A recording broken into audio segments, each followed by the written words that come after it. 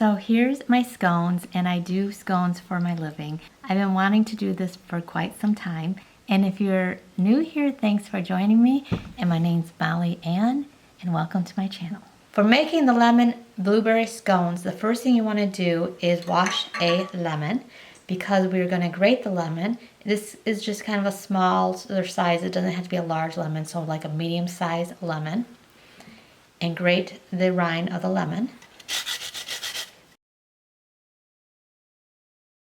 And in the same small bowl, I'm going to put 1/3 cup of sugar. So as you notice, I don't use a spoon for mixing, and I'm going to be using my hands for doing most of the scones.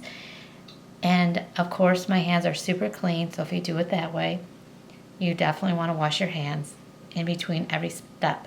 So now I'm going to set this aside. In a medium-sized bowl, I like to use this one, it's my favorite. It's a crock bowl, but you can use any type of bowl you want. I am going to sift 2 cups of all-purpose gold medal flour. And a lot of times when I measure flour and sugar, I don't use my scoop. I just dip the measuring cup into the flour like this, or the sugar. And I take a knife and I just level it off this way. Kind of tap on it and come over.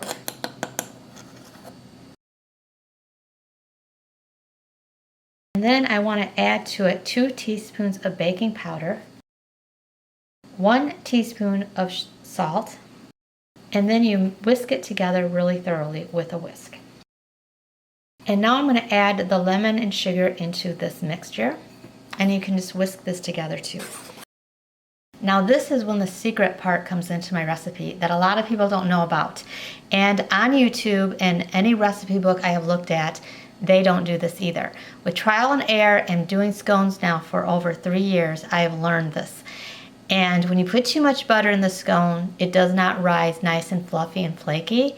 And it's almost too much oil into it, and it doesn't even taste as good. So what I have learned is that I only need the half amount of the butter that they suggest. This is 3/4 cup of butter instead of 1/2 cup of butter. And this makes a huge difference. You want to make sure it's cold. And so I have this right out of the refrigerator, and I'm going to cut it in wedges. And with this next part too, it's very important because you want to use your hands again. If you want these super professional, do not use one of these. This will over mix it. You just have to make sure it's real thin. So what I do is I put the flour on the butter. I don't do it right off like this. I put flour on it first. And then you take your thumb and you make sure it just comes across like this. And that's what's going to give you the flakes and the height of the scones. This part is extremely important, and you have to make sure your butter does not melt. It has to be really cool. And I'm just going to hand do all of them like this. Let me show you again what it's supposed to look like. Like this. Some YouTube videos I've seen with making scones, they just kind of do it in a hurry, and then they use that masher thing, and it just is not the way to do a real scone. And if you do it the other way, it's just going to be a flat scone, and it's just not going to taste good. It's going to taste dry and just not as fluffy and flaky. So now this part's done. I'm going to wash my hands. Next thing I'm going to do is put a heaping cup of organic blueberries in here. And then I'm just going to fold them with my hands into the flour mixture. Make sure it's evenly distributed.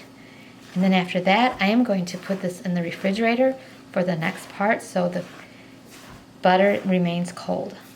This next part is very important too, because you want to make sure that your whipping cream is cold and your egg is cold, which is different than usually with baking, that you want everything at room temperature. This is completely opposite of that.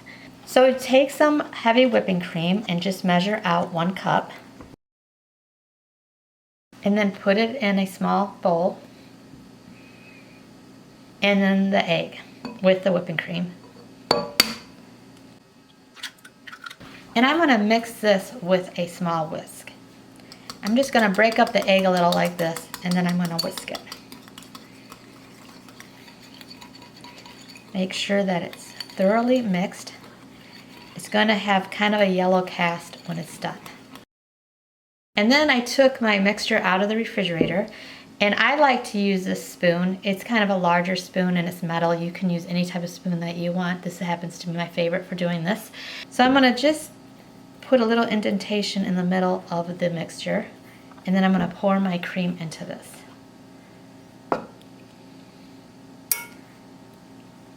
Next, what I'm gonna do is lightly fold the cream into the mixture, but do not overmix.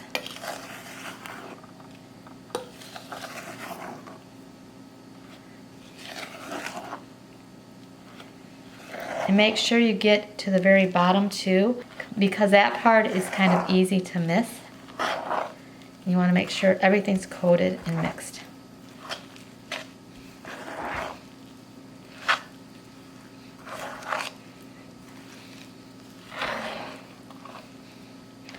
Now I'm going to move this to the side, and I'm going to flour my silicone mat. Now the mat has flour on it, and I'm going to take my bench scraper too for the next part, so I want to make sure this was out. And I took this out of the refrigerator, and I'm going to put it onto the mat.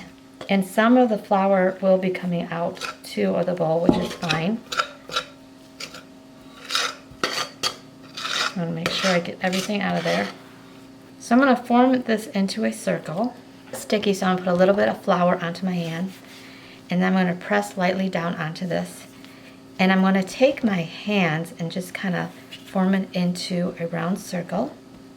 And I do want this to be 7 inches around in diameter. And I do have rings on here so I can see 7 inches. But the camera's in the way, so I'm going to have to eyeball it. However, I've been doing this so long now, I know what 7 inches looks like, so I really don't need that. And I'm going to take this just to help me form the circle around here. Now another secret with this is I like to do it 5 different times. And what I mean by that is I cut this across like this, and then I lay it onto here, and then I form it into kind of like a square this time. And I want to dip some of this into the flour so it doesn't stick. But that's 1 time, and I'm going to do it again, and that'll be 2 times.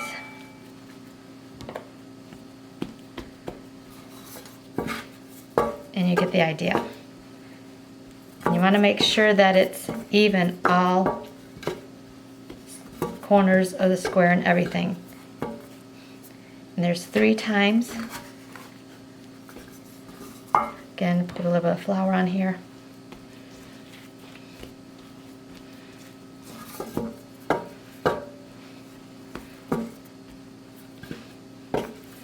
4 times. And the reason you do this is the more times you do this, the flakier it'll be.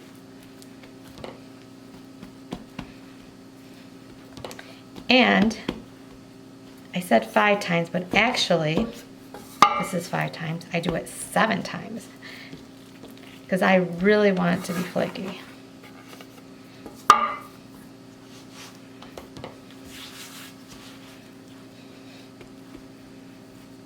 So 2 more times.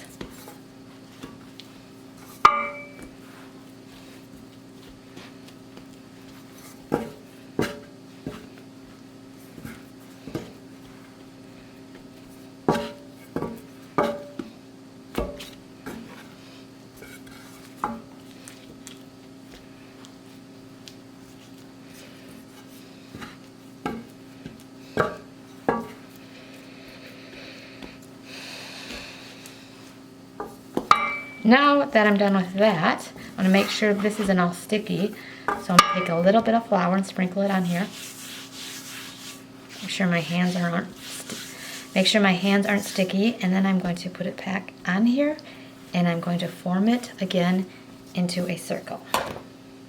And I want it to be 7 inches.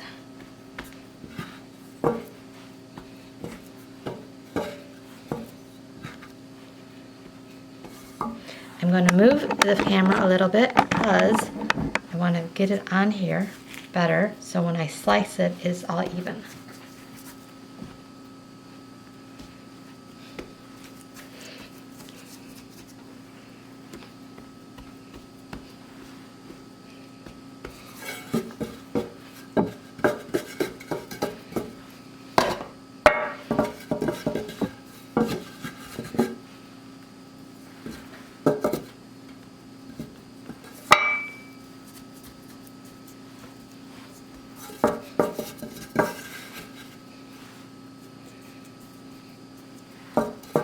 Now this is a perfect circle.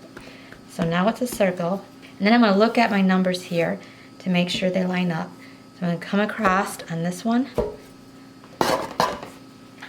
And then go across on this one. And then in between.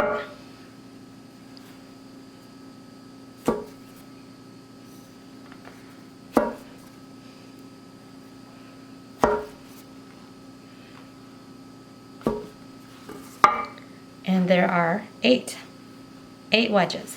Next you want to do is get a cookie sheet and spray it with a cooking spray and line it with wax paper. Now I'll put the wedges onto the cookie sheet, but I am going to put some flour on here just so it can go under each one nicely, and put it on here.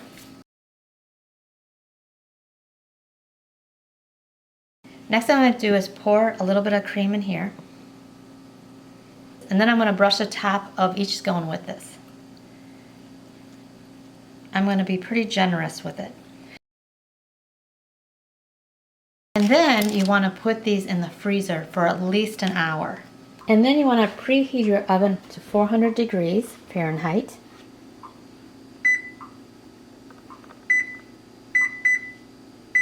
So since I do this for a living, I put mine in these containers and they work perfect, and then I label what's in them. So I put the rest of the blueberries in here, and as you can see I have other scones in here too for now. But I did put one blueberry in the oven at 400 degrees, and I'm going to leave it in there for 12 to 15 minutes, and I'll show you what it should look like when it's done. And let's see what it looks like.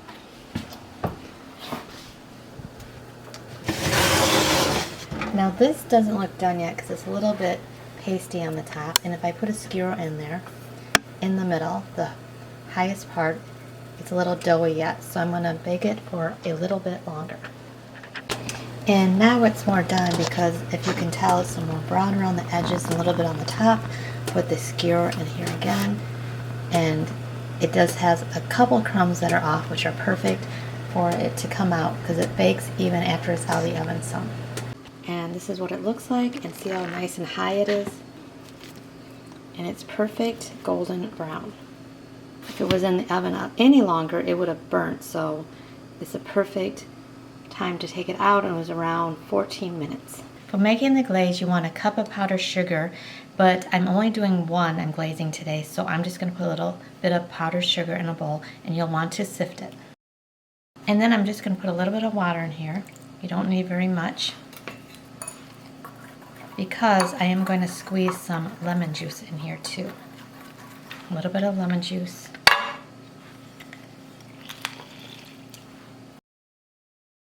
And of course you want this to be room temperature when you put the glaze on. Normally I'll have more scones than just this, but I take a spoon and the consistency isn't real runny, but it's not real thick, so it has to be like this. And then I just go like this, crisscross with it with the drizzle. So I just wanted to show you the scone just one more time to see if you can tell how high it is. I'm going to show you the flakiness on the inside, and it's golden brown. And I'm going to just go like this so you can see the inside and the bottom. And it's very moist. And now for the taste test. Taste the lemon, taste the blueberry, taste the lemon drizzle. It's good. So thanks so much for watching, and I hope you watch my next video.